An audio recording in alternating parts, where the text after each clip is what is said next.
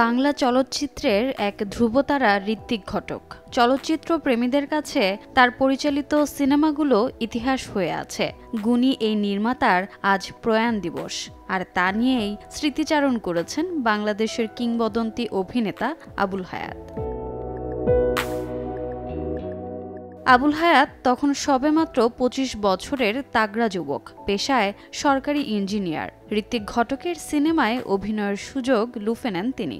দুই বাংলার যৌথ প্রযোজনায় তৈরি সেই সিনেমাটি হল তিতাস একটি নদীর নাম। পর্দায় আবুল হায়াতের দৃশ্যটি ছিল এরকম: অভিনেত্রী রোজি আফসারির পেছন পেছন কবিতা বলতে বলতে হাঁটছেন, তারপরে ঘড়া মাটিতে রেখে রোজি টান দিয়ে পাঞ্জাবি ছিঁড়ে দেন। এভাবেই মঞ্চে অভিনয় করা আবুল হায়াতের অভিষেক হয়েছিল বড় পর্দায়।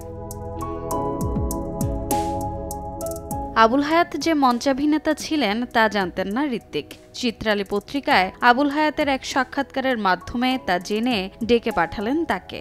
বললেন, আগে যদি জানতেন আবুল হায়াত মঞ্চে অভিনয় করেন তাহলে তার চরিত্রের দৈর্ঘ্য আরও বাড়িয়ে দিতেন। তরুণ আবুল হায়াত তখন কৃতজ্ঞতার সুরে জানালেন, বড় চরিত্র চান না, যেটুকু কাজ করার সৌভাগ্য হয়েছে সেটাই তার জীবনের পাথেয় হয়ে থাকবে।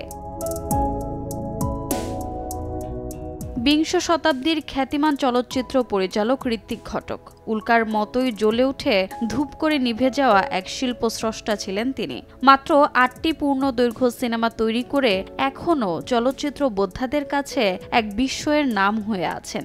জীবনের শেষ সময়ে ঋত্বিক ঘটক মানসিক ভারসাম্য হারিয়ে ফেলেন। প্রায় ৩ বছর মানসিক হাসপাতালে চিকিৎসাধীন থেকে মারা যান তিনি।